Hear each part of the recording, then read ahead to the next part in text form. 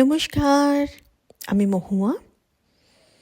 আশা করি সবাই ভালো আছেন।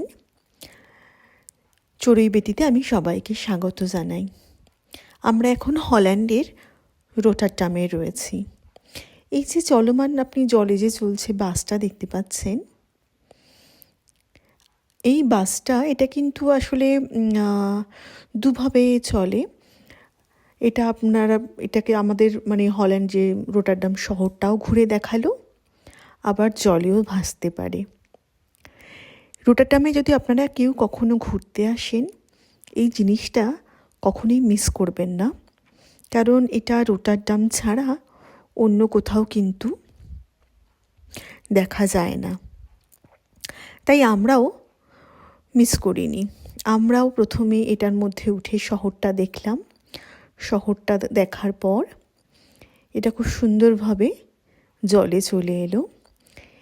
সমুদ্রে এসে এটা সমুদ্রে এসে আমাদের সমুদ্রটাও বেশ ঘুরে দেখালো।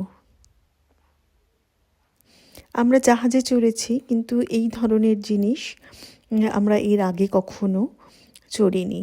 এটা আমাদের কাছেও খুব নতুন, আর জিনিসটা সত্যিই খুব সুন্দর। বিশেষ করে যখন এটা এই যে জল থেকে উঠবে এবং জলের মধ্যে নামবে, তখন একটা অদ্ভুত আনন্দ হয় মনের মধ্যে।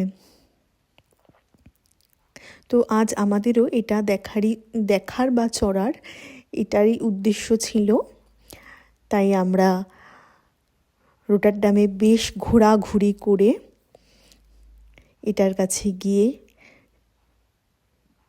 আমরা বেশ কিছুক্ষণ, এদের অবশ্য নির্দিষ্ট একটা সময় থাকে, ওই সময়টা। আর আপনি এর জন্য যে টিকিটটা, ওটা আগে থেকে ইন্টারনেট থেকেও বুক করতে পারেন, অথবা ওখানে যেও কাটতে পারেন।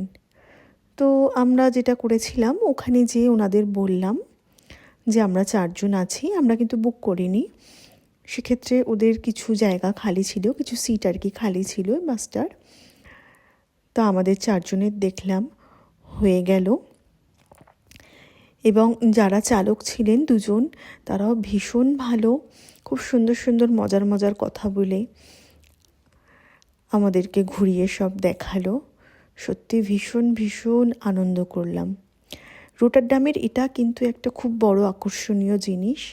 আপনি রোটারডামে আসবেন আর এটা চড়বেন না, যদি না চড়েন, তাহলে কিন্তু আপনার ঘোরাটা অসম্পূর্ণ থেকে যাবে। এই দেখুন, আমরা এখন জল থেকে আবার ডাঙায় উঠছি।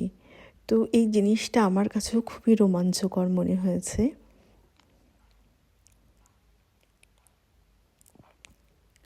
খুব সুন্দর কাটলো, একটা নতুন জিনিস, নতুন অভিজ্ঞতা হলো।